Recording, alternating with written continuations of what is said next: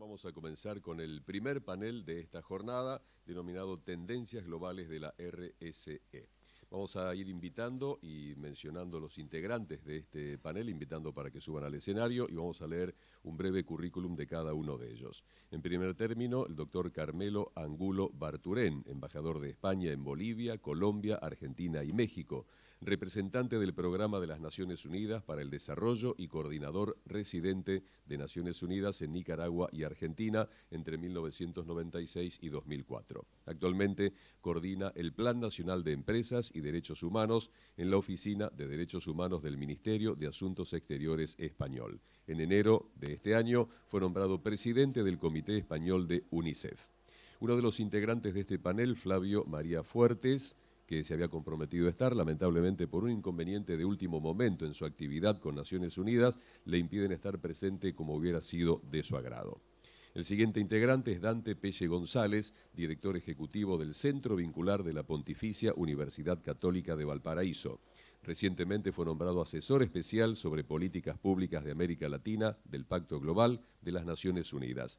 Es miembro de la organización postpublicación de ISO 26000, del Consejo de Stakeholders de Global Reporting Initiative, del Consejo de Responsabilidad Social del Gobierno de Chile, del Consejo Asesor del Punto Nacional de Contacto OCDE Chile, del Ministerio de Relaciones Exteriores del Gobierno de Chile y del Comité de Certificación del Código de Sustentabilidad de la Industria del Vino, Consorcios Tecnológicos del Vino, Vinos de Chile AG. Fue asesor de la presidencia del Grupo de Trabajo Internacional a cargo de la elaboración de ISO 26000 y presidente de la Fuerza de Traducción al Español de la norma. Integra también este panel Gabriel Berger de Procarce. Es profesor de la Universidad de San Andrés, director de la Escuela de Administración y Negocios y del Centro de Innovación Social de la Universidad.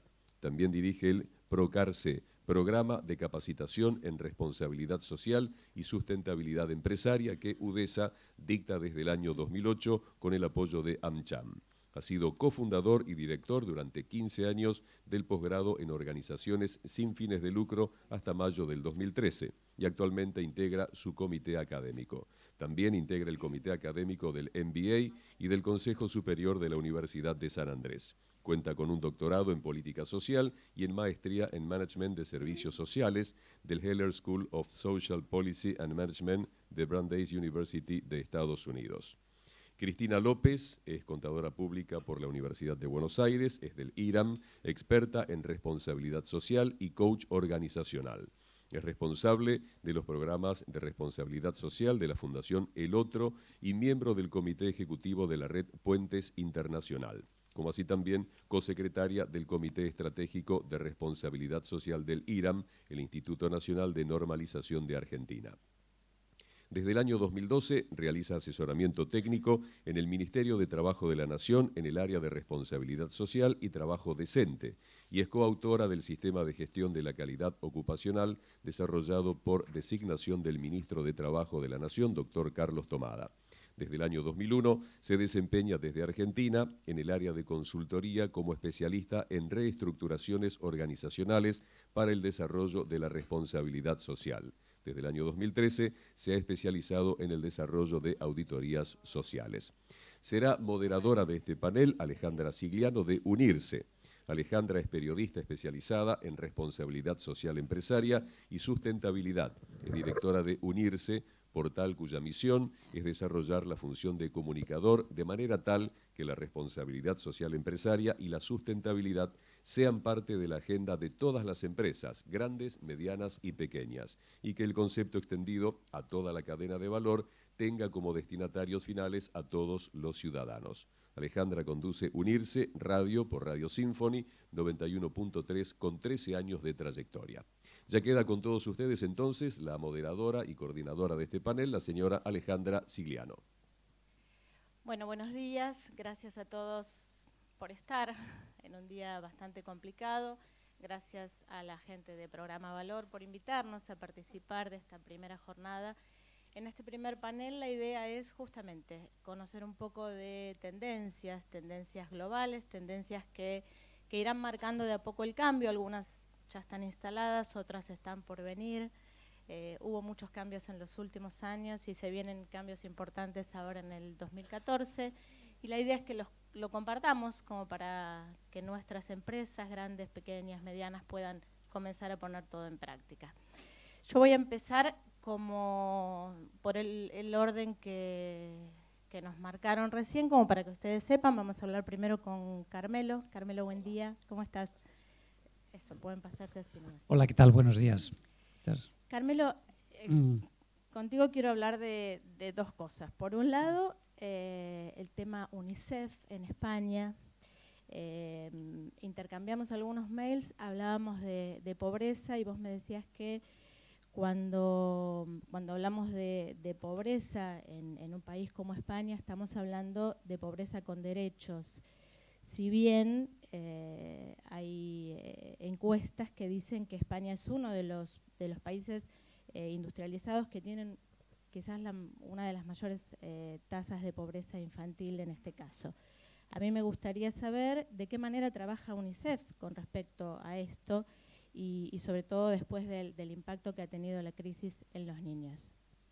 Bueno, buenos días a todos y a todas. Gracias a AMIA, con la que tengo una antigua relación siempre muy positiva, y al BID. Es un gusto estar aquí en un país donde pasé 7 años de mi vida profesional, años difíciles, por cierto, desde el año 2001 al 2007. Para mí es un gustazo ser presidente de UNICEF en España. Somos 300.000 socios, creo que debemos ser la segunda entidad de la sociedad civil española, con una movilización de recursos cercana a los 80 millones de dólares, sin ningún aporte público prácticamente. Quiere decir que en la época de crisis la sociedad se ha movilizado. Para darles un ejemplo, cómo la solidaridad crece en los momentos difíciles. El año pasado tuvimos 54.000 socios nuevos, pero efectivamente hemos pasado por una época difícil. Las tasas de pobreza infantil relativa, como has dicho muy bien, alcanzan casi el 30%, el 29,8% de la población. Afectan a 2.200.000 niños, lo cual es mucho sobre 8 millones de niños en España. Estamos hablando de pobreza relativa, que se refiere a un 60% de la mediana de renta, en torno a unos 800 y pico euros en este momento para una familia de padre, madre y 2 niños, lo cual podría parecer mucho desde otras latitudes, pero supone un descenso muy fuerte sobre la renta media de los últimos 2 años, y quiere decir que los niños se han encontrado con problemas de desalojo de viviendas, peor alimentación, aunque tengan garantizada la escuela y la salud básica, falta de actividades complementarias a la escuela, ambiente familiar degradado psicológicamente, falta de autoestima. Entonces, el trabajo de UNICEF en España es convencer a las autoridades de que la agenda infantil es una agenda prioritaria. Nuestro trabajo de cabildeo, de incidencia, consiste en intentar firmar un pacto nacional por la infancia. Ya hemos conseguido una declaración parlamentaria de todas las fuerzas políticas. Tenemos 6 pactos por la infancia en 6 comunidades autónomas, lo que aquí serían las provincias. Tenemos casi 30 ciudades comprometidas con la infancia, con programas especiales. Casi 5.000 escuelas tienen pactos por la infancia. Tenemos una red de medios de comunicación en favor de la infancia. Entonces, nuestro objetivo es intentar que la sociedad se conciencie de que si no trabajamos con los niños y niñas, el futuro va a ser complicado. Vamos a tener una degradación de la vida personal, de la vida política, de la vida social. Gente con peor autoestima. Ustedes han pasado también procesos similares. Y esto es un costo decreciente hacia el futuro. Estamos mermando el potencial de una sociedad. Entonces, además de recaudar fondos para las causas de UNICEF en el mundo, tenemos una tarea de advocacy muy respetuosa desde la imparcialidad política. Nosotros creemos que la agenda infantil le interesa a todo el mundo. Todo el mundo tiene niños y niñas en su entorno, y ese es nuestro trabajo, insistir. Hay otros que sí, efectivamente, hacen proyectos. Las empresas se han volcado, la sociedad civil está atenta, y nosotros somos un motor representativo de un grupo de personas que siente que la infancia es una prioridad a todos los niveles. Carmelo, ¿y cómo reaccionan las empresas españolas desde sus programas en cuanto a relaciones con la comunidad? ¿Cómo reaccionan a esto, a colaborar y a cambiar la realidad de esos niños? Las empresas lo han pasado muy mal. ¿Qué quiero contarles a ustedes de las épocas de crisis? Muchas han cerrado, han reducido plantillas, han reducido gastos adicionales de formación al interior, muchas han quebrado naturalmente, pero aquellas que han podido sobrevivir y que consideraban la responsabilidad social empresarial no como un tema cosmético, porque a mí me tocó promover el pacto global aquí en Argentina como representante de Naciones Unidas con 230 y tantas empresas. Me dio mucho gusto ver realmente la movilización en Argentina. Somos 14.000 empresas en el pacto global. España tiene el primer lugar con 2.500 y luego está Francia y Argentina precisamente. O sea que el movimiento ha sido muy fuerte en esa dirección. Las empresas han reaccionado muy bien, sobre todo aquellas, y este es un primer mensaje para todos, que tenían instalada la responsabilidad social a nivel corporativo, en toda la cadena de la empresa, no solamente en las áreas institucionales, en las áreas sociales, sino en el gobierno corporativo, y cualquier delegado provincial o sobre el territorio, o en Bangladesh o en Vietnam, allí donde la cadena de valor llega, sabía exactamente que tenía que respetar unos principios relacionados con los derechos humanos. Entonces las empresas han contribuido pues, a los bancos de alimentos que han tenido que hacer frente a ayudar a las familias a comer decentemente. Se han metido mucho en el tema de la juventud, en el emprendedurismo, en el microcrédito, en el diezmo, en los supermercados, recogiendo cantidades que luego han ido a fondos de ayuda social. Es decir, han hecho una labor que yo creo que ha sido complementaria, un poco compensatoria en momentos muy difíciles. Obviamente esto no alcanza a las pequeñas y medianas muchas veces. La RSE, lo sabemos los que estamos aquí, es un costo adicional para muchas empresas que en época de crisis es absolutamente inabordable. Y ahora estamos en la fase donde hemos pasado de la RSE, que es voluntaria, a las empresas y los derechos humanos. Ahí nos la estamos jugando fuerte. Somos uno de los primeros países del mundo que está lanzando un plan de empresas y derechos humanos. Estamos pasando de la voluntariedad a la obligatoriedad, porque los derechos humanos son universales, son obligatorios aquí y fuera, y eso supone un reto, me imagino que lo vamos a hablar estos días en la cadena de valor. Ya no solamente es algo que tú quieres o puedes hacer, es algo que te obliga a las convenciones que tu país ha firmado y ratificado, y que los países donde llega tu cadena de valor han firmado, han ratificado, y por lo tanto estamos hablando de obligatoriedad. Otro nivel de reporting, otro nivel de compromiso, otro impacto en la empresa. Estamos dando un salto global en Europa y yo creo que este es un tema muy, muy importante para hablarlo. Es un estadio más de la RSE. Bueno, y a eso íbamos justamente porque sabemos que la Oficina de Derechos Humanos del Ministerio de Asuntos Exteriores y Cooperación de España está confeccionando este Plan Nacional de Empresas y Derechos Humanos mediante un proceso que participan todos, la sociedad civil, el sector empresarial y la administración pública. A mí me gustaría que compartas con todos nosotros, Carmelo, en qué instancia de este proceso se encuentran y bueno, cuáles son los desafíos más grandes a los cuales se están enfrentando. Bueno, yo creo que las sociedades exitosas, y en eso hemos tenido lecciones históricas como todos los países, porque los modelos varían enormemente, se basan en una concertación social de lo que yo llamaría la triple hélice: gobiernos, empresas, sociedad civil, ¿no? Entonces, bueno, yo creo que teníamos el hábito de negociar. Ha sido un proceso de 1 año y medio donde convocamos a los sectores de gobierno implicados en los temas económicos y sociales, a las empresas, no solamente las internacionalizadas, sino también a las locales, a la sociedad civil en sentido amplio.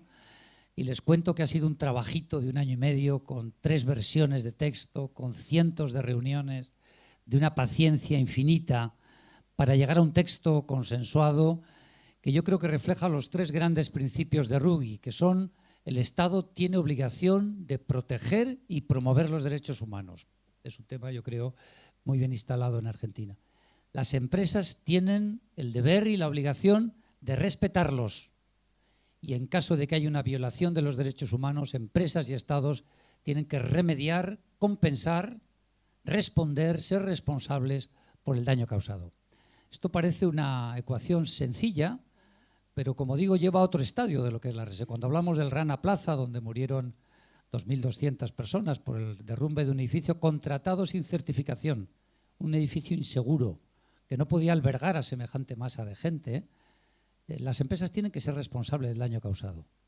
Y encima han promovido todo un debate nacional en Bangladesh en torno al nivel de salarios, al nivel de seguridad de los trabajadores, al trabajo infantil. Y las empresas, había 3 españolas, había de muchos países, han tenido que indemnizar por el daño causado. O sea, ya no estamos hablando de algo, de un reporting, de un informe anual que cada empresa se lo hace, a veces sin una evaluación interna. Han tenido que comprometerse y hacer frente a la justicia, porque allí, en ese país, lejos, lejitos, también hay derechos humanos y hay legislación nacional y los trabajadores tienen derecho y los niños no pueden trabajar antes de llegar a la edad laboral. Entonces estamos hablando de que en España ha sido un esfuerzo muy bonito. Gran Bretaña, Holanda y España son los 3 primeros países y hemos coincidido en Ginebra, en el Encuentro Mundial de Empresas y Derechos Humanos. La ola viene a una velocidad enorme.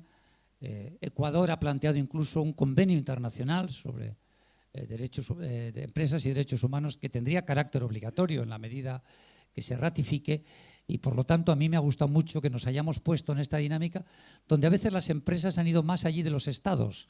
Me ha impresionado mucho cómo frente al gobierno algunas empresas que en el territorio han tenido que negociar con comunidades indígenas temas ambientales, temas relacionados con valores culturales, acendrados en las culturas, gracias a este proceso que llamamos de la debida diligencia y el consentimiento previo informado. En este momento en Perú, en Bolivia, posiblemente en Argentina, hay cantidad de proyectos detenidos porque las empresas y las comunidades no han podido negociar acuerdos con consentimiento, pactados de verdad, porque había derechos territoriales, derechos culturales, lo cual les va a llevar a las empresas a una cintura diferente. Van a tener que operar con otras claves, mirar el territorio nacional y el exterior con otra clave, porque creo que es muy acertado, es en la cadena de valor donde se cometen las mayores violaciones. Una empresa como el Corte Inglés en España tiene 20.000 suministradores. IKEA, la gran multinacional del mueble, tiene 1.100 suministradores de piezas en todo el mundo. Y es curioso, IKEA, como hace una evaluación de casi los 1.100, cuando detecta que hay un niño que trabaja, llama a la familia y le pide que sustituya a ese niño que tiene que volver a la escuela por un miembro senior de la familia mientras el niño termina sus estudios, para que la familia no pierda renta económica. Es decir, las empresas están tomando esto muy seriamente. Estamos ante un nuevo tema, un gran tema de la agenda internacional. Bueno, es la buena noticia. Después ustedes van a tener la posibilidad de, seguramente les van a repartir papelitos donde van a poder, hacerle preguntas a Carmelo y a todos. Pero bueno, primero desarrollamos el panel y después las preguntas. Ahora yo quería hablar un poquito con Dante, también quizás desde 2 lugares. Dante, sé que en julio del año pasado en Chile nació el Consejo de Responsabilidad Social para el Desarrollo Sostenible, que está bajo el alero, por decirlo de alguna manera, del Ministerio de Economía, que tiene como función coordinar el trabajo de distintas organizaciones del Estado, del sector privado y la sociedad civil. A mí me gustaría saber, y que ustedes sepan, cómo fue el proceso de creación de este consejo, ya que si bien fue una iniciativa del Ministerio de Economía, son muchos los involucrados. Y cuáles son, de nuevo, los principales desafíos que se plantearon y cómo incidirá este trabajo, el trabajo de ustedes, en medidas que ayuden a las políticas públicas. Bueno, muy bien. Buenos días. Muchas gracias a AMIA y al BID por la invitación. Muchas gracias también por la pregunta. También nos conocemos hace muchos años, parte del clúster de responsabilidad social del BID. Tenemos una relación de amistad de muchos años, así que un agrado estar en Buenos Aires y acompañándolos nuevamente. Ahora, respecto de la pregunta, en los últimos años hemos vivido un cambio que yo siento que es casi impresionante en el contexto internacional del tema de responsabilidad social en el marco de desarrollo sostenible. Este es el trabajo que yo hago, lo inicié hace aproximadamente 15 años, y la sensación que uno tenía 15, 10, 5 años atrás era de estar un poquito predicando en una plaza en que la gente caminaba por el lado y te miraba de reojo y en realidad nadie entendía qué estabas hablando, ¿sí? Incluso mi propia universidad, cuando yo le propuse al rector anterior crear este centro de investigación en este tema, me dijo, mira, yo soy ingeniero, no entiendo nada de lo que me estás diciendo, No logro comprender de qué me estás hablando.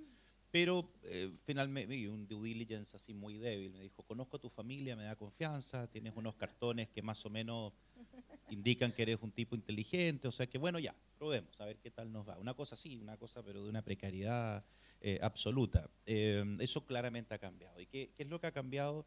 Del año 2010 en adelante se han publicado normas internacionales consensuadas, entre empresas, gobiernos, sociedad civil, no solo la ISO 26000, las directrices de la OCDE se revisaron, se publicó GRI G4 con un foco en materialidad, en los impactos, se publicaron los principios rectores de derechos humanos y empresa que acaban de ser mencionados, el documento de Ruggie, que además propone una serie de aportes muy significativos en materia conceptual, el alcance, lo que yo controlo o donde yo influencio. El concepto de diligencia de vida ampliada hacia los aspectos sociales ambientales, más allá de lo tradicionalmente financiero, de riesgo financiero. Aportes conceptuales muy importantes, digamos, y eso en muy poco tiempo. Ahora, ¿qué sucedió adicionalmente? El año 2012 tuvimos la tercera cumbre de desarrollo sostenible, Río +20, y en esa cumbre de desarrollo sostenible hay dos párrafos, si bien no es una... Se dice mucho que la cumbre fue un fracaso en términos de que no hay acuerdos vinculantes. Es cierto, desde ese lado, claro, siempre las cosas pueden ser mejor, pero tampoco fue tan malo en términos de que se acordaron ciertos párrafos en el contenido de Río +20 que han tenido repercusión posterior. El párrafo 46, que dice, hace un llamado a que los gobiernos ayuden o creen un marco que facilite el comportamiento responsable de empresas como una forma de contribuir al desarrollo sostenible. De manera de que es un llamado a una cierta intervención o bastante intervención gubernamental. Y el párrafo 47, que dice relación a los reportes de sostenibilidad, reforzar la transparencia y rendición de cuentas, especialmente de las empresas más grandes que cotizan en las bolsas de valores, de manera de, por esa vía, empujar la mejora continua del comportamiento responsable empresarial en el marco del desarrollo sostenible. De esos dos párrafos, nuestra región latinoamericana, bueno, ya han pasado cosas a partir de ahí, el grupo de amigos del párrafo 47, que Argentina está pronto a integrar, el caso chileno es miembro pleno, Brasil es miembro, Colombia es miembro en nuestra región, pero por el lado de nuestra región latinoamericana, la cumbre CELAC Unión Europea de la Comunidad de Estados Latinoamericanos y del Caribe de enero del año pasado, también concordó ciertos párrafos, uno en línea con el 46, uno en línea con el 47. Y el párrafo 46, ¿qué es lo que dice? En el plan de acción del acuerdo de los jefes de Estado, que en el caso de Argentina lo firmó su presidenta personalmente, estuvo presente en la cumbre, y básicamente lo que dice es el compromiso de los gobiernos de desarrollar planes de acción nacionales en materia de responsabilidad social empresarial. Eso es básicamente. Y en la próxima cumbre de jefes de Estado, que va a ser abril o mayo del 2015 en Bruselas, rendir cuenta en la medida que el gobierno quiera. Es decir, su presidenta va a ser invitada a Bruselas y va a haber un foro sobre políticas públicas de responsabilidad social y en la medida que Argentina tenga un plan que mostrar, va a ser invitado a que lo muestre. Y eso 33 países de la región, los presidentes y jefes de Estado lo firmaron. No es un compromiso vinculante, es una invitación a hacerlo en la medida que uno lo considere necesario.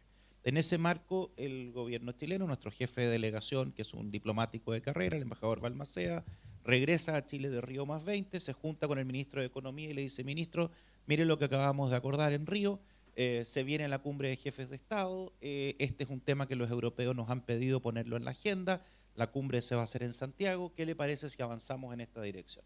Y el ministro de Economía es un político bastante visionario y un tipo inteligente, dice que hay una tremenda oportunidad. No es que él fuera muy conocedor de este tema, dice, explíquenme de qué se trata. Y en ese explíquenme de qué se trata, el embajador Balmaceda, un diplomático de carrera, convoca a un pequeño grupo de especialistas, entre ellos me invita a mí, y dice, ¿qué hacemos? O sea, porque nos hemos comprometido a cosas, se nos viene la cumbre de jefes de Estado, ¿qué hacemos? La conclusión fue hacer un referenciamiento, un benchmark, una cosa muy sencilla. Eso nos lleva rápidamente a la política europea de responsabilidad social empresarial, lo que se llama el Communication on CSR de Europa, 2011-2014, y en esa comunicación uno identifica rápidamente, porque hay 8 campos de directrices, visitamos a los europeos en Bruselas, los invitamos a Chile, en fin, y se inició un proceso. La gran conclusión es que para empujar una política de Estado, o sea, una política pública, para que funcione y tenga viabilidad mejor que otras, es que sea política de Estado, es decir, que vaya más allá de la coyuntura electoral. Y para que sea política de Estado requiere la concertación de actores, no solo los partidarios del gobierno, sino que probablemente detractores desde la oposición política, pero también detractores o posibles detractores o escépticos al menos desde la sociedad civil, sindical, digamos ONGs, etcétera. Ese es el marco que genera, digamos, este consejo.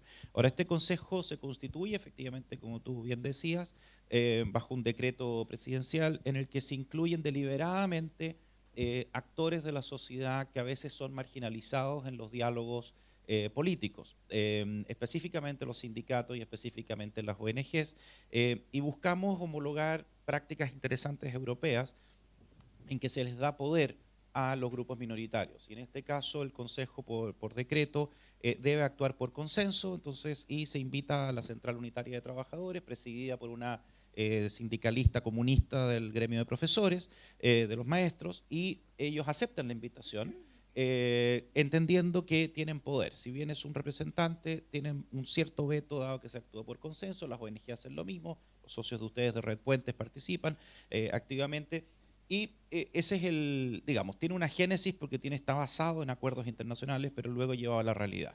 ¿A qué desafío estamos hoy día enfrentando? Que hay cambio de gobierno.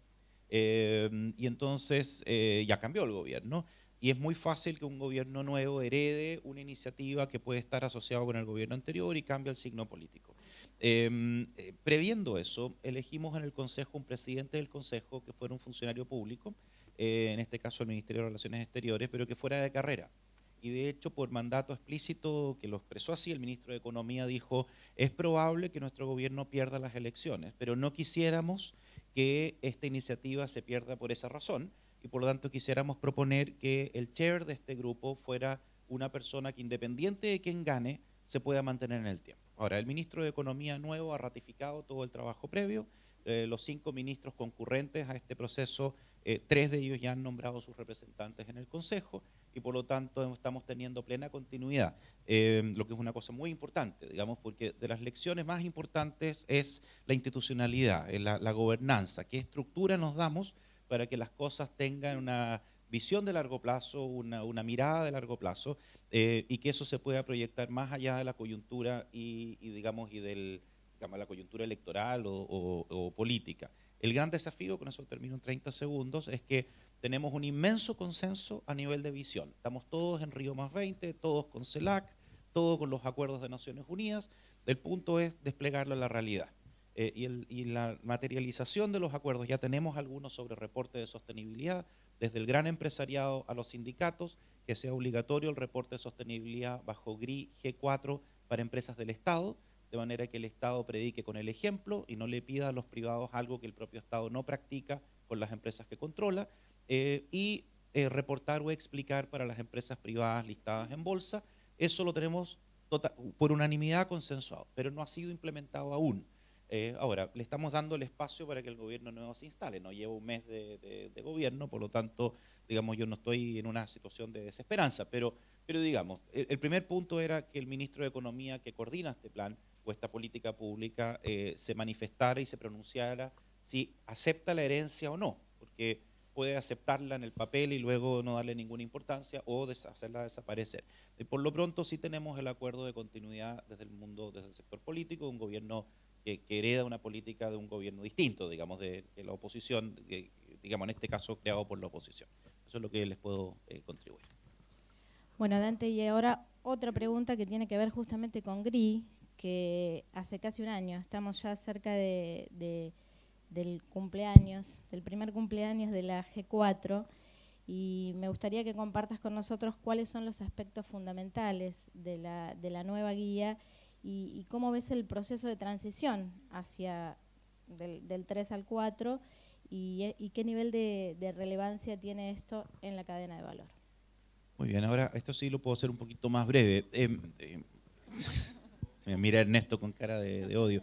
Estoy en la gobernanza de GRI y además participé directamente en la revisión del capítulo que se refiere a cadena de suministro dentro de la nueva metodología GRI. estuve en el grupo de trabajo. A ver, GRI G4 tiene un cambio bastante importante respecto de las versiones anteriores, que el foco está en la materialidad y no en el listado de indicadores. Había un incentivo perverso en la versión anterior de pensar que un mejor reporte era el que más indicadores tenía. Y entre más indicadores me ponía una letra A. Y si además esos indicadores tenían cierta trazabilidad, me ponía un más. Lo que significa, frente al público común y corriente no experto en esta materia, que un mejor reporte a todas luces era el A+. Y el A+ podía ser un pésimo reporte, pero lleno de indicadores. ¿Y por qué pésimo reporte? Porque no hacía un ejercicio de diligencia debida y no estaba eso expresado dentro de el análisis de materialidad. ¿Qué significa eso? G4 pone un foco en la identificación de los impactos, especialmente los negativos, y cómo la empresa u organización se hace responsable de ellos.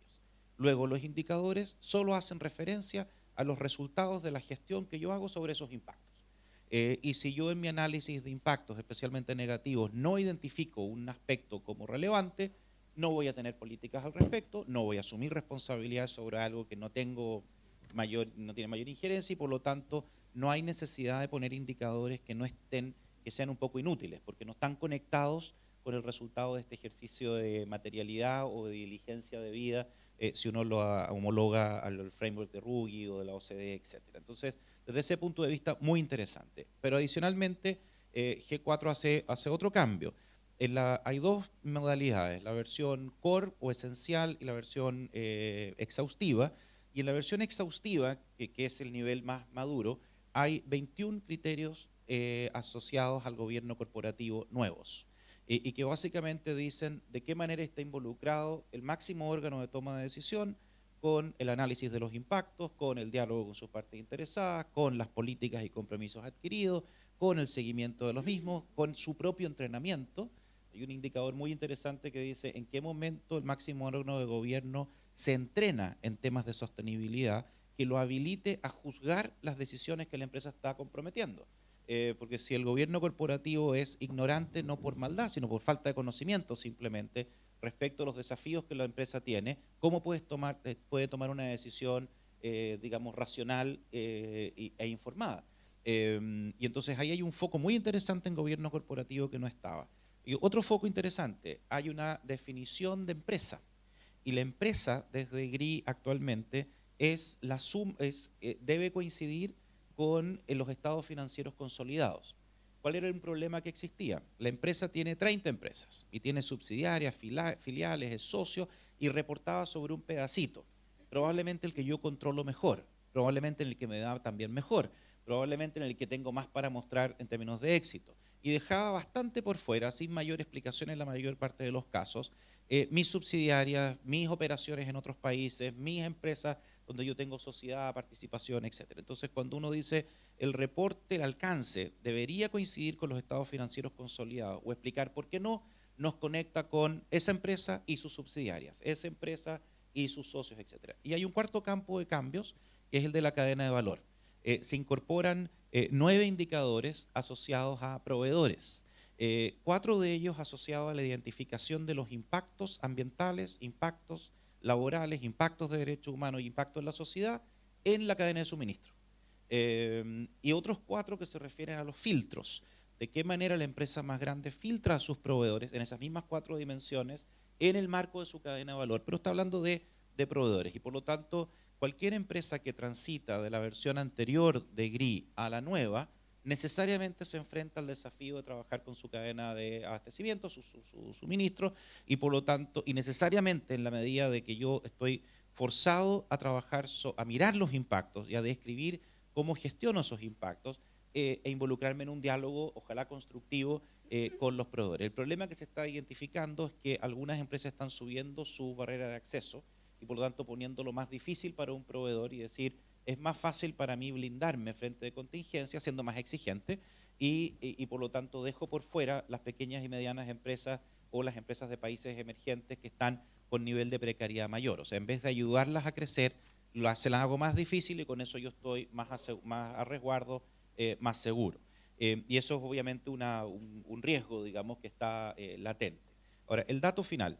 El 15 de abril de este año, el Parlamento Europeo ratifica la Ley de Reportes de Sostenibilidad, negociado ya por varios años. Los 28 países están de acuerdo con dar el voto favorable. Es una posición de consenso europeo en que se toma básicamente la ley danesa de reportar o explicar y se lleva al conjunto de Europa con un periodo de 4 años de asimilación. Esta ley está para las empresas de más de 500 trabajadores y el mecanismo de transparencia se pide describir el resultado de la debida diligencia, es decir, la identificación de impactos negativos en el marco de su cadena de valor, en las dimensiones ambientales, laborales, de derechos humanos, de corrupción y de discriminación.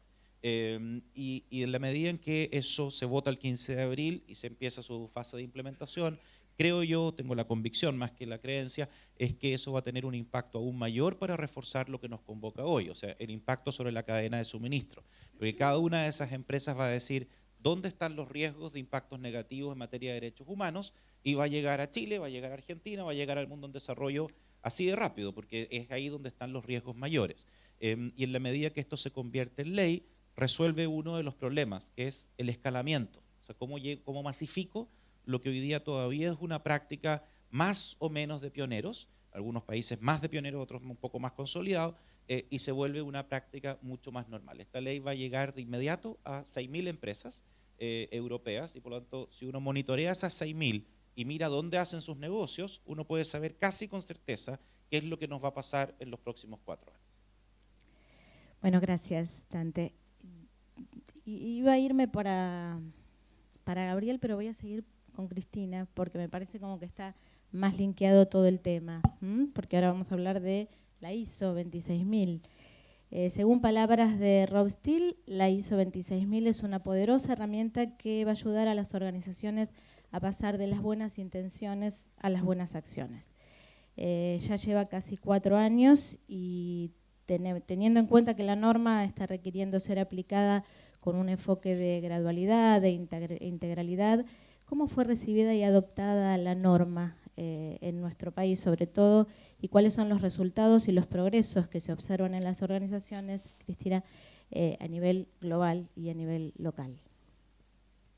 Bien, en principio a nivel global la norma ya fue traducida en 27 idiomas, la adoptaron más de 75 países, como en el caso de Argentina, donde tenemos la versión IRAMISO, que es espejo de la versión original. Y localmente ya hay muchas empresas, esencialmente grandes, que están transitando el camino de hacer una adopción de procesos de transformación genuinos desde la responsabilidad social dentro del marco de la 26000, que lo que hace es dar guía, ¿sí? Da orientación sobre cómo realizar estos procesos de cambio. Y que en su elaboración ha incorporado varios elementos que surgen desde Naciones Unidas, como es el marco RAGI. Tenemos, por supuesto, una presencia muy importante en lo que tiene que ver con prácticas organizacionales basadas en el relacionamiento, la identificación y el involucramiento con los grupos de interés y la integración de la responsabilidad social en la organización, que creo que son los puntos de partida para poder empezar a pensar en estos procesos de debida diligencia que nos convocan en lo que tiene que ver con cadena de valor. Por otra parte, bueno, 26000 desde su origen tenido memorándum de entendimiento con los grandes instrumentos internacionales y no hay distancias conceptuales, como tampoco las hay con G4, donde se ha trabajado conjuntamente. Entonces, de alguna manera, G4 complementa, viene a transformarse en una herramienta de visibilización de lo que es este proceso de gestión sobre el cual está parado la 26000. Localmente ha habido, creo que, un trabajo muy grande, desde el IRAM en particular y de muchas instituciones también académicas, en relación a lo que es la difusión conceptual de la norma. En la práctica tenemos bastantes avances en materia de reporte realizado dentro del marco de la 26000, algunos alineados con GRI y otros, sorprendentemente, que empiezan a surgir ahora, donde no se animan del todo a transparentar su vínculo con GRI, pero de todas maneras están parados en esta gestión desde el punto de vista de principios, de relacionamiento con los grupos de interés, de trabajo en análisis de materialidad y de trabajo en las materias fundamentales y en los asuntos que realmente son significativos y relevantes para la propia organización. Así que creo que el camino está dado y estamos obviamente en un comienzo, creo yo, del proceso. Esta norma creo que ha tenido una rapidez desde el punto de vista de adopción que no la tuvieron otras normas. ¿Sí? El proceso de calidad llevó muchísimos más años desde el punto de vista de conocimiento y de aplicación. Hoy, gracias a Dios, lo tenemos naturalizado. 26.000 ha tenido como mucha más difusión y adopción. Por lo tanto, soy muy optimista en que realmente siga siendo útil desde el punto de vista de transformación de la gestión organizacional. ¿Tiene que ver eso quizás en que fue la norma en la cual participaron más empresas, organizaciones, más interesados a la hora de armarla? A ver, en el proceso de desarrollo de la 26.000, como anticipaba Dante también en estos nuevos consejos que se están generando, participaron de manera típica lo que es el desarrollo de un proceso normativo, 6 grupos de interés.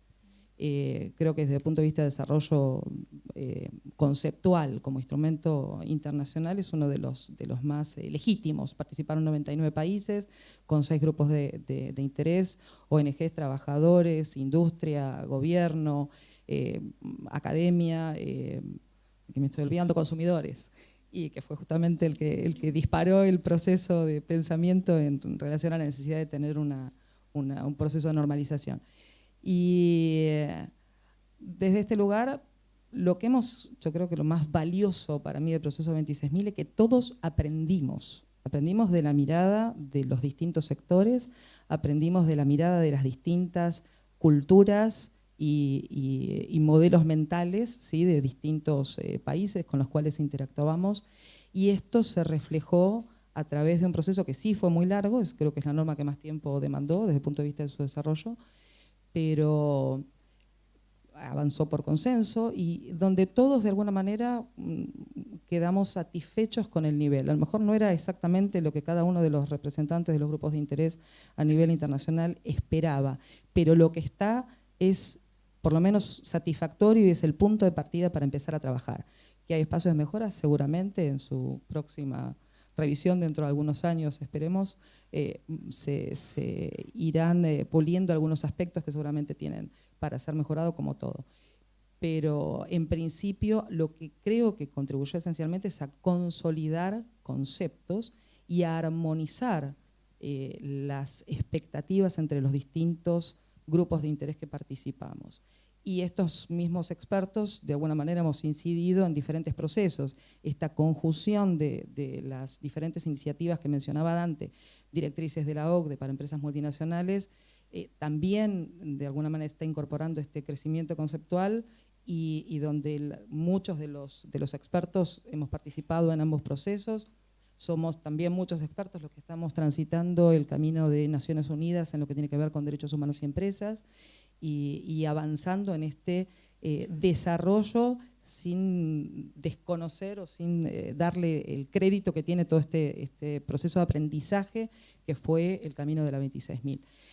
De modo que sí creo que este proceso de consenso y este gran trabajo donde, esto que les digo, 99 países, 6 grupos de interés, con sus representantes, observadores y sus grupos de base. En Argentina nada más hemos trabajado más de 300 personas en IRAM, no en IRAM, digamos que los representantes o los participantes de los distintos grupos de interés durante el proceso. Esto ha generado una dispersión, ¿no?, desde el punto de vista de conocimiento que realmente ha sido muy positiva, y esto ocurrió con mayor y menor nivel, ¿no?, por supuesto, pero en muchos países, como por ejemplo Chile, que ha tenido representación de los 6 grupos todo el tiempo y ha sido muy activo durante el proceso, o Brasil, ¿sí?, o Costa Rica, o México en el caso de Latinoamérica, ¿no? Cristina, uno de las directrices que nos marca la ISO 26.000 son los derechos humanos.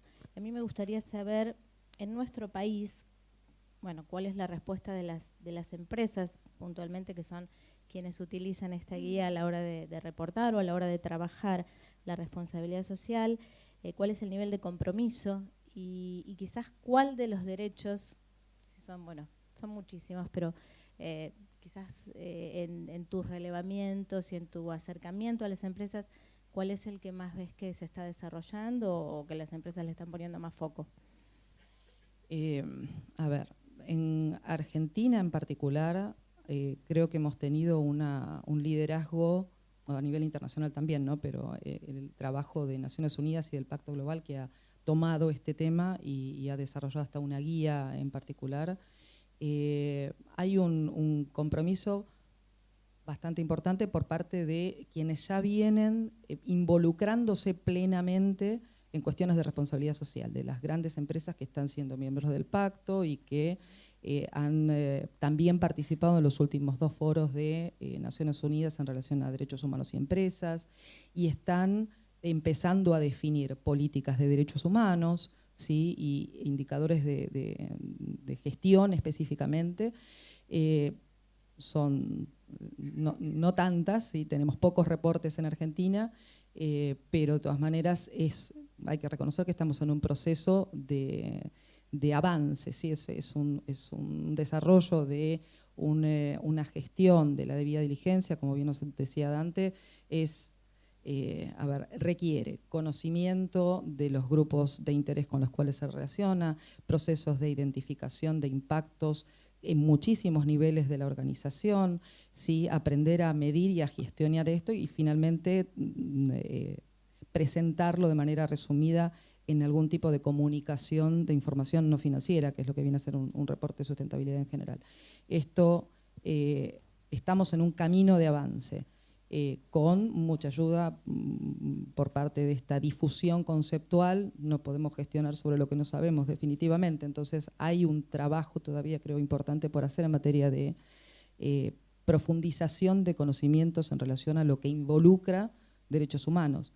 A lo mejor nos remite casi instintivamente a cuestiones que tienen que ver con nuestra historia y sin embargo, como bien nos planteaba Carmelo, un problema de seguridad e higiene no considerado por una empresa puede transformarse en un riesgo de derechos humanos altísimo porque lo que estamos afectando es el derecho a la vida. Esta concepción del quehacer cotidiano de la empresa, de una visión de posible vulneración de derechos, requiere el desarrollo de nuevas competencias a nivel de todos los integrantes de la organización y esencialmente desde el punto de vista de la dirección.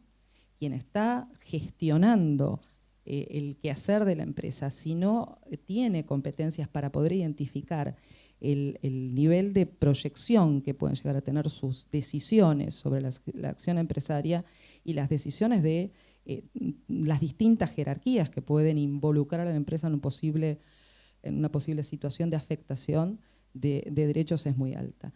Y el otro tema que creo que también es importante es aprender a medir estas situaciones de riesgo de derechos humanos. Carmelo nos decía que en España tenemos un 30% de niños en estado de pobreza. Las situaciones de pobreza, y Argentina no está lejos de esto, fomentan situaciones de aumento de posibilidades en relación a las situaciones de trabajo infantil o de vulneración de derechos en general, porque se desdibujan los controles producto de la presión por la supervivencia. Entonces, ¿de qué manera la empresa se va a hacer cargo en su propia gestión y en su cadena de valor de conducir procesos en los cuales se consideren estos riesgos, se involucran a las partes? El ejemplo de IKEA me parece fantástico, no es solamente poner límites en hacer auditorías y decir hay trabajo infantil, no trabajo con este proveedor, es entender de manera profunda cuál es la causa raíz que hay detrás para poder incidir en esa causa y realmente producir el cambio. Esto también requiere un cambio de modelo de pensamiento, ¿sí? Hasta dónde la empresa puede llegar a incidir. Y otra cosa que me gustaría comentar que realmente me parece muy, muy, muy importante, última reunión que fue el 20 de febrero del Grupo de Derechos Humanos de Naciones Unidas, donde se trabajó sobre los planes nacionales. España viene trabajando fuertemente en este tema y tenía su representación, lo mismo que otros países de Latinoamérica, y lamentablemente creo que esto sí es un espacio donde es importante empezar a concebir desde la actividad social, empresarial y demás, de qué manera poder empezar a diseñar un plan nacional que no tenemos, desde el punto de vista de derechos humanos, para contribuir a este marco internacional que está pautando la Comisión de Derechos Humanos de Naciones Unidas. Cristina, y muy cortito porque tenemos poco tiempo, a mí me gustaría que nos cuentes de qué manera crees que pueden trabajar en forma complementaria y sinérgica G4 e ISO 26000 en este momento? Creo que son la pareja perfecta. Esto que decía de la 26000 da orientación, da guía, define posibles quehaceres en relación a los temas. Y el G4, que es también producto de este desarrollo conceptual y con el aporte de quienes han trabajado muy directamente en la 26000 también, como es el caso de Dante, refleja estos planteos que se han hecho desde la 26000 y es una herramienta operativa este planteo de tener indicadores esenciales, que es como punto de partida poder identificar quién es mi cadena de suministro, conduce directamente a la identificación de por lo menos una de mis partes interesadas o algunas de mis partes interesadas, y obliga, ¿sí?, en estos indicadores específicos a trabajar sobre la identificación de los impactos. Realmente es una herramienta operativa de lo que es la responsabilidad social, por lo tanto creo que no hay ninguna, de hecho hay por supuesto una vinculación y un trabajo conjunto, ¿no? Por lo tanto son totalmente complementarias desde mi visión. Gracias. Está publicado hace 2 meses un documento de convergencia entre GRI G4 e ISO 26000 que muestra específicamente la correlación y fue publicado conjuntamente por ISO y por GRI. Bien, bueno, Gabriel.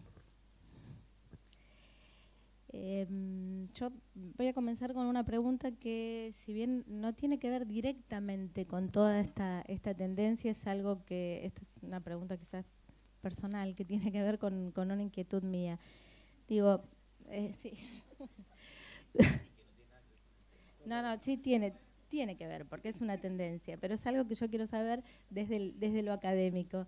Digo, los que transitamos hace muchos años todo este camino de la responsabilidad social y la sustentabilidad y vimos cómo fue modificándose algunos conceptos, otros no.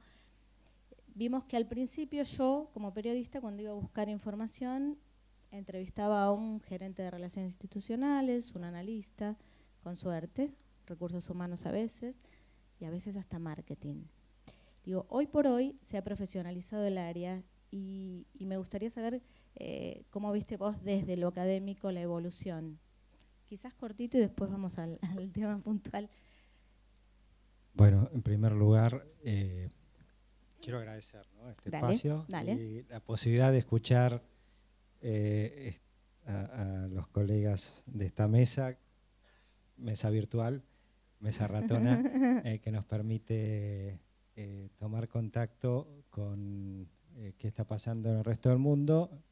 En algún sentido nos produce sana envidia escuchar qué está pasando en países vecinos o hermanos, y me imagino que para todos es una fuente de inspiración, así que aprovecho también de paso para agradecer a AMIA por hacer posible este encuentro. Y yendo a la pregunta y relacionado con lo que acabo estos agradecimientos, cuando uno escucha aquí a los colegas y pienso en mi propia historia también, vemos cómo vamos acompañando esta evolución.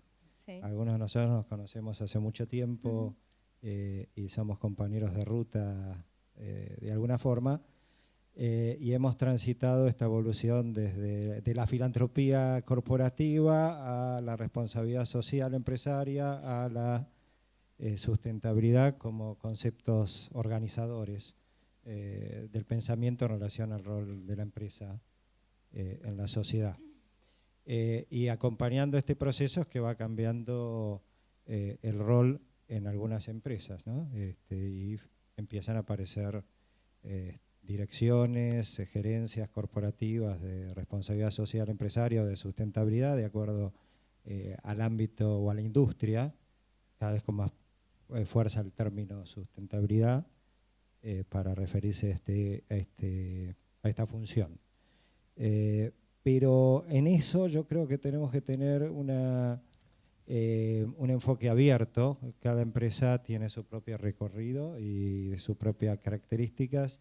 Y en algunas empresas el tema va a estar anclado en recursos humanos, en otros en relaciones institucionales, asuntos corporativos, y en algunas otras van a estar en condiciones por convicción, por industria, por requerimientos, por distintos factores de crear un área especializada. Va cambiando el perfil de quien lidera. El perfil, sí, gracias. Sí, el perfil de quien lidera va cambiando o se va desarrollando. No es que la persona cambie necesariamente, pero lo que aparece claramente es la necesidad de formarse en este campo y por eso hoy creo que en casi todas las universidades que uno conoce van surgiendo programas de formación, por un lado. Nosotros empezamos un programa hace 7 años de capacitación ejecutiva. Hay varias de las personas que están aquí y del equipo mismo del programa Valor que pasaron por este programa. Y fuimos la primera universidad que abrimos un programa focalizado con el apoyo de la Cámara de Comercio de Estados Unidos en Argentina. Y armamos este programa porque veíamos esta necesidad y esta demanda, ¿no? De ayudar y acompañar el desarrollo de este perfil profesional que hoy es necesario para gestionar este rol complejo, ¿no? Que abarca el diálogo con distintos grupos de interés y que requiere abordar a la empresa en su totalidad, ¿no? Con tantas dimensiones de observación, de seguimiento, de control que obligan a mirar a la empresa en su conjunto, ¿no? Ya no podemos pensar en que esto es un área específica, sino que hace al modelo de gestión de la empresa en su conjunto. Por eso tan importante que se incorporen estos indicadores ligados al gobierno corporativo, ¿no? No se puede trabajar en este campo sin involucrar a los órganos de conducción y de gobierno en las empresas, ¿no? Pues de la misma manera es imposible pensar en ningún proceso de cambio organizacional si uno no involucra a la conducción, ¿no? Bueno, Gabriel, y ahora sí, vamos a una tendencia que es de lo que vamos a hablar, que es el tema de los negocios sostenibles. Y vamos a hablar de negocios inclusivos, pero vamos a hablar de negocios sostenibles. Desde la universidad ustedes están trabajando. Bueno, nosotros hemos venido trabajando distintos temas de investigación en este campo y hace algunos años decidimos meternos en el tema de negocios inclusivos. Creo que fuimos los primeros en el mundo académico que acuñamos el término de negocios inclusivos, que ya se instaló. Se hablaba de negocios en la base de la pirámide, orientado primero a grandes corporaciones multinacionales, pero en ese camino empezamos a ver y empezamos a reconocer distintos tipos de actividades empresariales que permitían cambiar las condiciones de vida de sectores bajos ingresos. Y ahí aparece un punto de contacto muy relevante ligado a cadena de valor, ¿no? Cuando algunas grandes empresas empezaban a entender que podían tener, por un lado, impactos significativos en sectores de la población si lograban incorporarlos como proveedores, por un lado. Y en otros casos también empezaban a percibir que esto era una oportunidad para desarrollar su propio negocio, porque muchas veces comunidades o grupos particulares tenían acceso a recursos valiosos para generar negocios diferenciales. Y ahí aparece también algunos casos interesantes, como el de Natura, por ejemplo, que se suele mencionar para visualizarlo con un ejemplo cercano, donde el trabajo cercano con comunidades de bajos ingresos permite desarrollar oportunidades de negocio. Así nos metimos en el tema de negocios inclusivos en Iberoamérica. Trabajamos durante 4 años en una investigación en 10 países como parte de una red de 10 escuelas de negocios que se llama SECN, Social Enterprise Knowledge Network. Publicamos un libro en el 2010, Negocios Inclusivos, Iniciativas con los Pobres en Iberoamérica, incluyendo también España porque son socios nuestros en esta red. Y pudimos identificar que el fenómeno era más diverso de lo que inicialmente se pensaba. Ya no alcanzaba con hablar de los negocios en la base de la pirámide, ¿no? Los sectores de bajos ingresos pueden ser proveedores, pueden ser dueños ellos mismos de empresas con distintas formas, Entonces, pueden aparecer iniciativas que buscan la inclusión social de sectores bajos ingresos en el mundo del trabajo, a partir de identificar oportunidades de negocios. O sea, el fenómeno es mucho más variado de lo que inicialmente imaginábamos y encontramos en América Latina casos interesantes. Siguiendo este recorrido, los últimos, no quiero ponerle un tiempo, pero podríamos pensar en los últimos 3, 4 años, aparece con fuerza la idea de los negocios verdes. Especialmente en nuestra región, que empezamos quizás tardíamente a reconocer el problema del cambio climático, comparado con Europa. El problema del cambio climático uno lo puede ver como un problema, obviamente es un problema para la humanidad y para la sociedad moderna, pero también es posible identificar que la empresa puede ser un actor que ayude a compensar, remediar, anticipar, resolver algunos de los efectos no deseados del desarrollo económico. Y este concepto de negocios verdes empieza a tener distintos nombres. Todavía no sabemos cuál se va a terminar de instalar, pero aparecen los términos negocios de impacto, negocios más amplios, ¿no? Incluyendo el impacto ambiental o el impacto social o ambos, negocios sostenibles, distintas denominaciones. Aparece el fenómeno de las empresas B, B Corporations, aparecen nuevas formas jurídicas que tratan de marcar el desarrollo de estas nuevas empresas, que se crean para generar principalmente impacto social y ambiental y que el mercado es el instrumento, ¿no? Son empresas con fines de lucro o alguno podría decir de lucro limitado. Aparece otra forma jurídica además, hay algo que se llama L3C, Low Profit Limited Liability Corporation. Acá llegó con más fuerza la empresa B, ¿no? Porque surgió un grupo que lo promueve basado en Chile, pero trabajando en la región, tiene mucha visibilidad, mucho activismo alrededor de esto. En Estados Unidos surgió esta nueva figura jurídica, también en varios estados. En el Reino Unido existe la figura de Limited Corporation, que también es una forma jurídica que apunta, Limited Community Corporation, que apunta a generar marcos regulatorios que promuevan este tipo de emprendimientos. Y creo que es algo de lo cual también estamos aprendiendo y está desafiando a muchas empresas, grandes empresas. El año pasado, una multinacional como Unilever certificó como B Corporation a una de sus subsidiarias, Ben & Jerry, ¿no? Que fue la primera multinacional que certifica con este nuevo modelo, reconociendo de que tiene legitimidad y de que hay lugar en el mundo de los grandes negocios para este nuevo fenómeno. Conocemos quizás muchos el caso de Patagonia, que es otra empresa multinacional de mucha visibilidad, que también es una empresa B, pero más allá de si es empresa B o qué nombre adopta, son empresas que tienen en el corazón, en su propósito, en su identidad, resolver problemas o contribuir a mejorar nuestra vinculación con el entorno ambiental y que buscan generar impacto social a partir de sus negocios. Esto creo que va a llevar lentamente a promover un debate más interesante en la medida que estos nuevos fenómenos, estas nuevas empresas crezcan. Y creo que es lo que se está empezando a observar. Surgen movimientos que no importa, digamos, si son,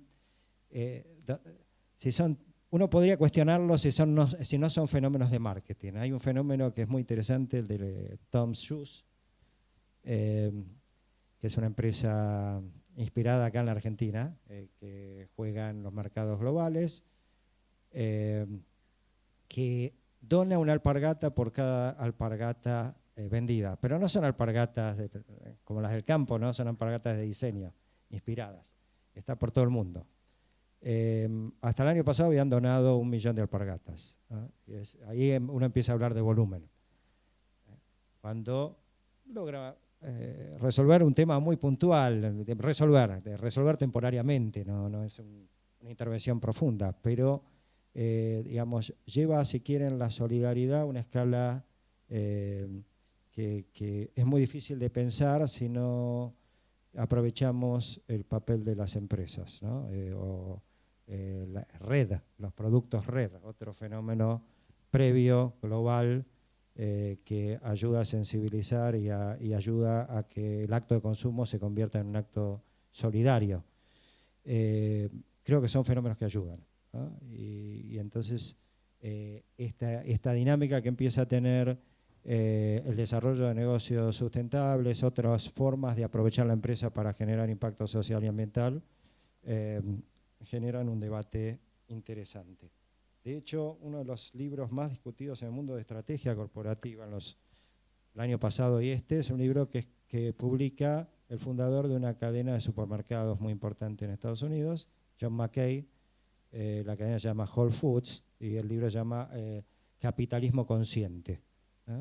Es un libro que genera mucha discusión en las escuelas de negocios, que nos obliga a pensar nuevamente, no es que descubrió la pólvora, pero le da un nuevo sabor o una nueva actualidad al debate acerca del rol de la empresa en el mundo en el que vivimos, ¿no? Fenómenos como estos creo que ayudan a acercar este desafío de la sustentabilidad y la gestión responsable a nuevos actores.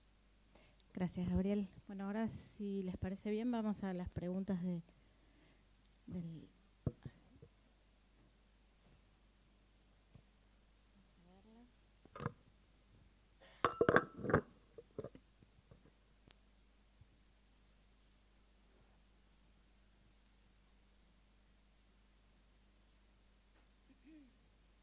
Antes de empezar a seleccionar, vamos por Carmelo, así Carmelo comienza. Tenemos 15 minutos para desarrollarlas. ¿Cómo se trabaja con las familias que viven o transitan un ambiente familiar degradado y la falta de autoestima en los niños y de sus padres? En relación, dice, a la cadena de valor. Bueno, esto es un tema de mucha profundidad que a mí me ha tocado vivir en 25 años de América Latina, en muchas crisis recurrentes. Yo tengo hijos mayores y hijos pequeños y voy al colegio, ¿no?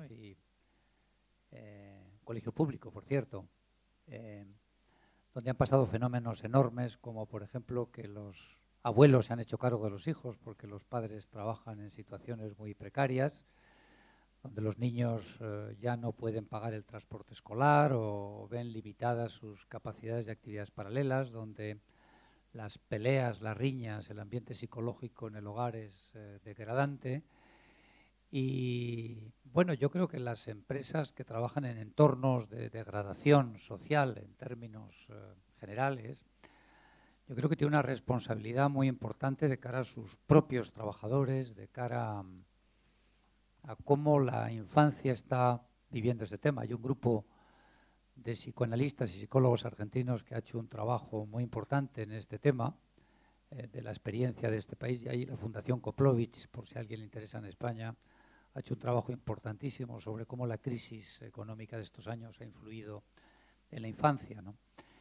Esto apunta a que la empresa no solamente tiene que tener un trato delicado con sus trabajadores, sino las áreas de recursos humanos, las áreas directivas de las empresas tienen que intentar promover un diálogo, una relación más directa con sus trabajadores y con las compañías y las empresas que les suministran en la escala de valor, en la línea de valor, sus productos, para entender las sociedades en las que están, sus valores culturales, sus momentos de deterioro económico, social, el tema de la violencia tan presente en este país, en muchos entornos.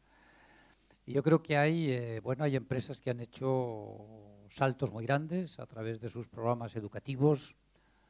En España, por ejemplo, hay muchas empresas que se han concentrado en la infancia. No sé si conocen, pero UNICEF publicó un manual que recomiendo de orientaciones sobre derechos del niño y principios empresariales, que muchas empresas ya están implicando. Nosotros hemos conseguido un consenso en un grupo grande de empresas que se han comprometido a estos temas. lo cual lleva a que las empresas hayan desarrollado gabinetes psicológicos, gabinetes de emprendimiento, gabinetes de carácter escolar. Yo creo que hay todo un trabajo muy importante que está quizás incipiente, pero si la empresa no es consciente de que trabaja en contextos cambiantes, socialmente dañados muchas veces, donde la autoestima, la tensión del hogar es muy importante, donde los horarios a veces son incompatibles con atenciones directas a la familia y los niños. ¿Cuántos padres y madres llegan a casa cuando sus niños ya están acostados, ya no han podido tener una relación? Yo creo que esto sí es verdad que es una responsabilidad genérica del Estado de atender a los derechos de la infancia, a los derechos escolares, a los derechos de salud, plantea a las familias, pero también a las empresas, un reto muy fuerte, y me alegra. He visto algunas reaccionando muy bien y ayudando. Contaba el caso de Ike antes, que me parece paradigmático, ¿no? Eso de no dañar a la renta familiar porque te encuentres un caso, sino intentar resolverlo con el diálogo, con fórmulas transitorias que permitan que los niños vuelvan al entorno escolar en el que tienen que formarse antes de la edad laboral. Aquí hay una que va para Carmelo o para Dante. Dice, si bien hablamos de empresas y cadena de valor, ¿qué experiencia o expectativas hay respecto al involucramiento de los estados en estos procesos y su propia cadena de proveedores y su gran impacto? Gracias. Muchísimo, hay un rol muy grande para el Estado. Las directrices de política pública europea hablan de aumentar la recompensa de mercado como un mandato hacia los gobiernos de premiar las empresas que hacen las cosas bien, desde algún punto de vista, las que se esfuerzan más. ¿Cómo? A través de las compras gubernamentales. ¿Cómo? A través de las compras de las empresas que controla el Estado. ¿Cómo? En los términos de referencia para la contratación pública, por ejemplo, de obras públicas, de licitaciones, de concesiones, y cómo a través de la cadena de suministro de las Fuerzas Armadas. La combinación de esas cuatro dimensiones que controla el Estado llegan hasta el 30% del producto del país en Europa, entre 20 y 30, si uno combina esas cuatro dimensiones.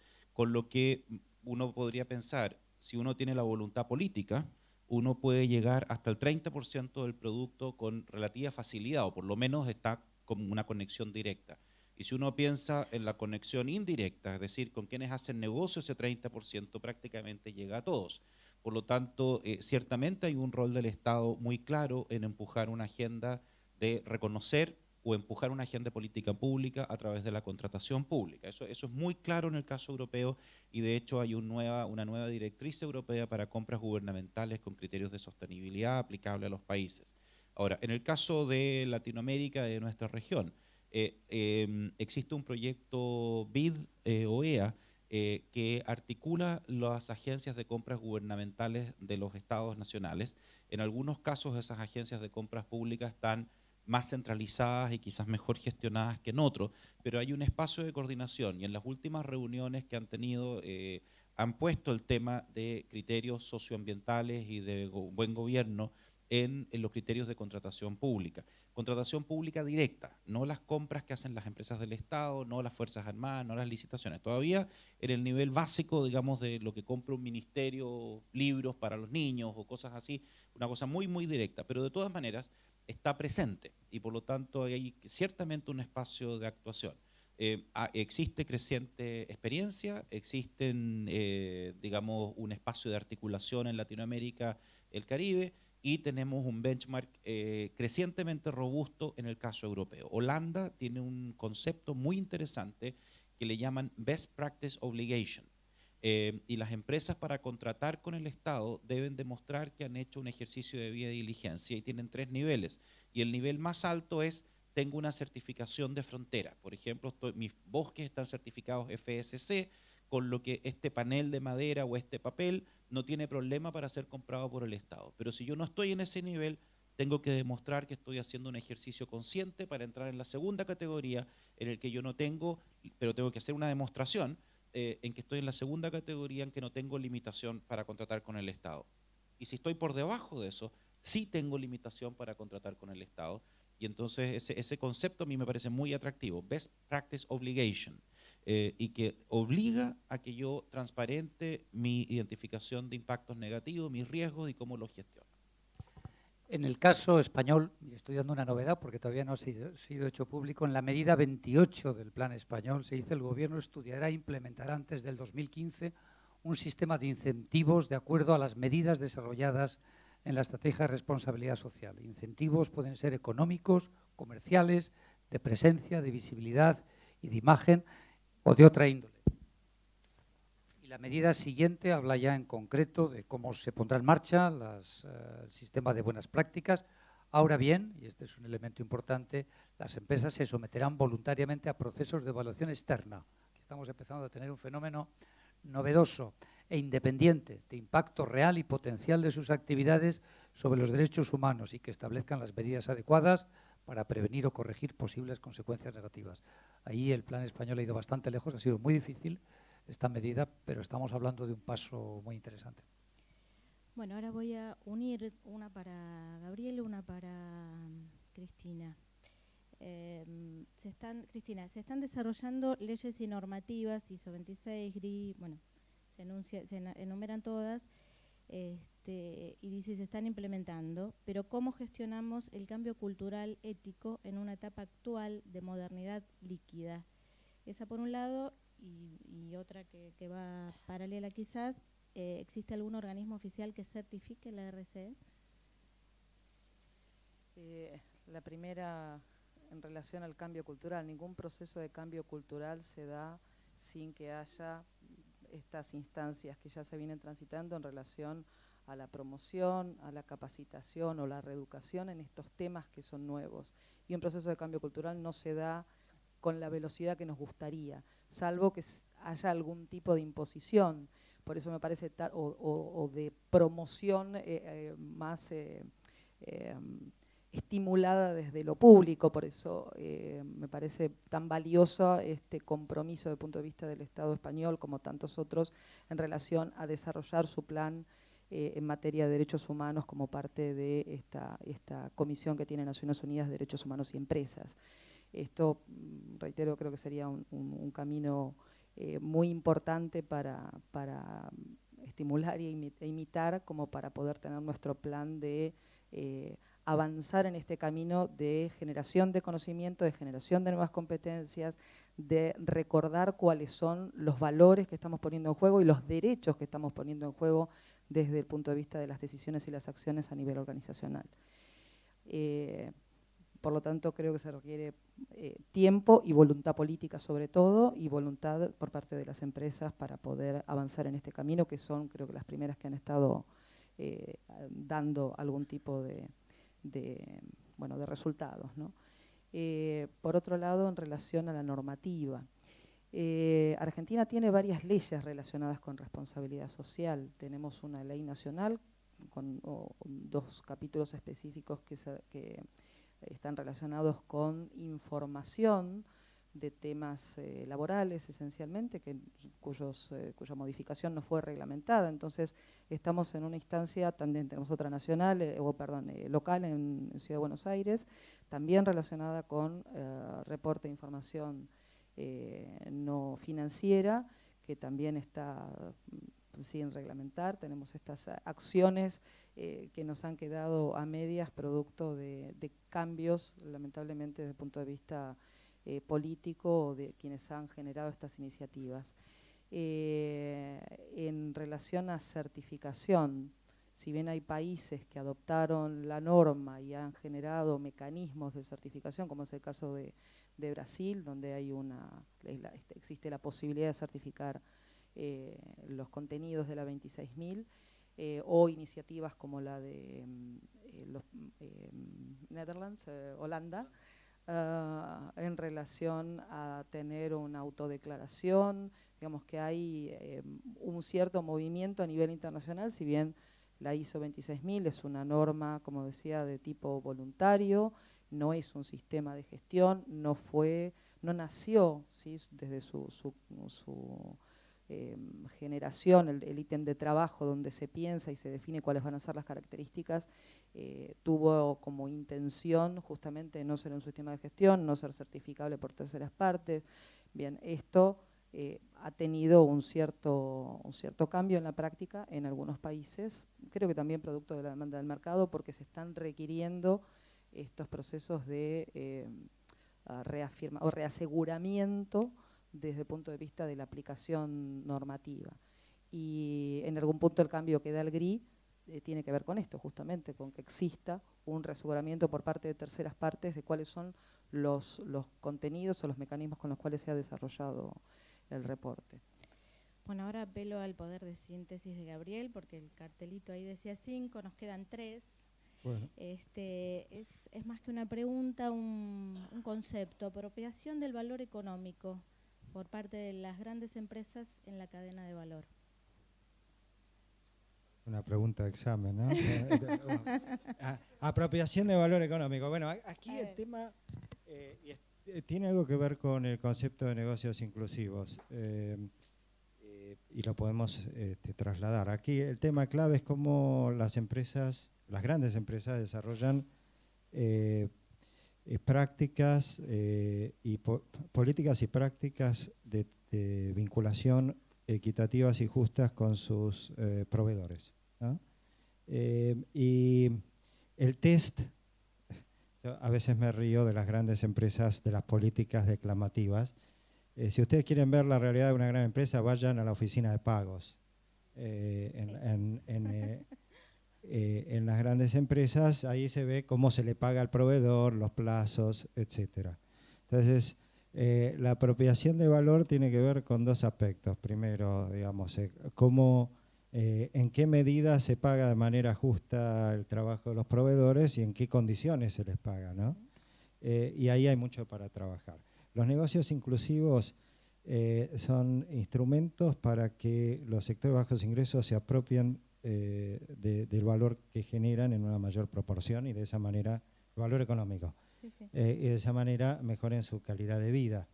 Entonces, también podemos hacer una distinción entre desarrollo de proveedores y negocios inclusivos, pues eso lo dejamos para otro ámbito, pero son distintos mecanismos, instrumentos que tiene la empresa para ayudar a que el valor económico se distribuya mejor en la sociedad. Déjame decir una idea sobre la pregunta del cambio. Yo creo que tenemos que pensar críticamente acerca de cómo se generan cambios en una sociedad. Y tenemos que diferenciar el cambio cultural del cambio sectorial, del cambio organizacional. Y no podemos pensar que todo se realiza de la misma forma. Si queremos promover cambios hay que trabajar en los distintos niveles en manera simultánea y en particular en nuestro país tenemos que trabajar para que existan las presiones necesarias para el cambio, porque el cambio no se produce solo por iluminación, por liderazgo ilustrado, aunque a veces ayuda. Hay países que han tenido más suerte que el nuestro en generar liderazgo ilustrado y liderazgo empresarial en este campo, ¿no? En Chile, por ejemplo, me acuerdo alguna visita a la SOSOFAC, que es la cámara que reúne a los empresarios, ha sido clave en estimular el involucramiento del Estado en esto. En nuestro país no tenemos situaciones similares. En Brasil, ETOS es una organización creada por empresarios. No hemos tenido la suerte de contar con este tipo de liderazgo, pero que son fundamentales. Al mismo tiempo, en nuestro país el movimiento de los consumidores es muy débil, y esto en otros países ha sido también muy importante para generar presión, para generar legislación y control del Estado. Entonces, tenemos que pensar cómo concebimos esto, si queremos pensar en cambio, como parte de un proceso político y social, ¿no? Hay cuestiones que tienen que ver con prácticas y modelos de gestión adentro de la empresa, pero aquellos que al mismo tiempo quieren jugar un papel de activismo no deben olvidar el rol que existe para distintos actores en distintos ámbitos. Los medios de comunicación también juegan un papel muy importante en visibilizar, reconocer, premiar, denunciar situaciones. Y el último punto, por suerte la realidad es más compleja de la que nos imaginamos, por suerte, ¿no? Y aparecen otras cosas, no lo mencionamos en este panel, pero el fenómeno de los reportes integrados. que es una iniciativa que inicialmente algunos la vimos como un intento de la corporación auditora de apropiarse de los procesos de reporte, pero que hay confluencia aparentemente, ¿no? Es algo muy reciente. Y si esto se consolida y se institucionaliza, va a ser una herramienta más para promover cambios, generar más transparencia y generar señales en los mercados de capitales acerca de lo que es que hay que reportar y cómo hacerlo. Un minutito me pidió Carmelo. Quería añadir un poco, me parece que has abordado un tema muy tangencialmente. En esta gestión democrática de la responsabilidad social, a mí me preocupa que acabemos exigiendo a las empresas lo que no somos capaces de exigirle a la sociedad civil organizada, que tiene serios problemas de gobierno corporativo, muchas ONGs, muchas fundaciones, o al propio gobierno nacional, ¿no? Al que nos cuesta que rinda cuentas y se haga responsable de sus actos. En España, por ejemplo, las empresas van a tener que reportar en 4 instancias. Tenemos una Ley Nacional de Sostenibilidad, tenemos un Plan Nacional de Derechos Humanos y ahora conjuntamente va a salir el Plan Nacional de Responsabilidad Social Empresarial y el Plan Nacional de Empresas y Derechos Humanos. Si no pensamos en incorporar reportes integrados, vamos a volver loco al personal, o sea, vamos a generar una tensión que yo creo que se debía evitar, porque el objetivo es, digamos, complementario, paralelo, y yo creo que seamos exigentes con el sector privado, pero también pensemos que hay otros sectores de la sociedad que tienen que rendir cuentas y no nos pasemos de raya, ¿no? No sea que vayamos a generar una tensión involutiva en un tema que ha empezado con mucho respeto, que es un cambio cultural, como habéis dicho, que ha venido acompañado pues, por los objetivos del milenio, por Río +20, por todo este cambio de modelo, de visión del planeta, donde 2 temas nos amenazan todo el tiempo, que son el cambio climático y la desigualdad rampante a la que vamos a vivir en los próximos 20 años. Si alguien no ha leído el libro de Zygmunt Bauman sobre por qué los ricos son cada vez más ricos y por qué los pobres son cada vez más pobres, yo creo que ahí viene un fenómeno que empresas, gobiernos, sociedad civil vamos a tener que atacar conjuntamente.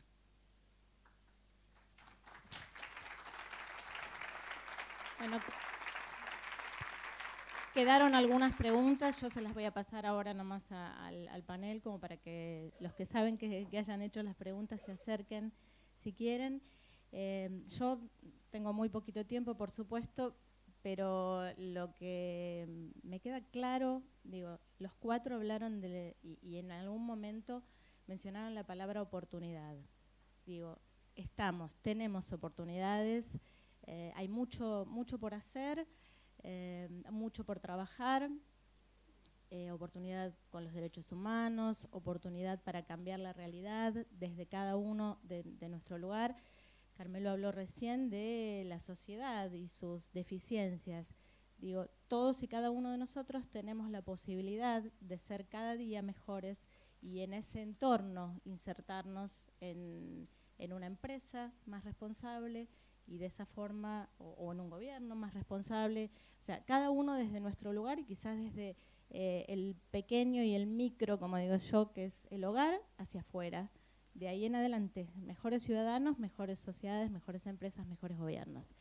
Y otra cosa que yo siempre pienso desde mi lugar cuando hablamos de cadena de valor, hablamos de cadena de valor y por lo general hablamos de proveedores. Y si bien los proveedores son la cadena de suministro de la compañía, la cadena de valor no es solamente los proveedores. Y un punto de inflexión muy importante para mí, terminó recién Gabriel hablando, de los consumidores.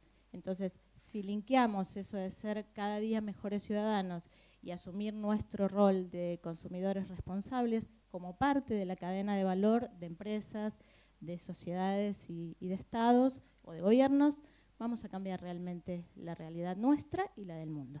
Así que, bueno, les agradezco. Quedan seguramente los participantes para alguna otra pregunta fuera del panel. Ahora seguimos. Muchísimas gracias, Alejandra. La despedimos con un aplauso.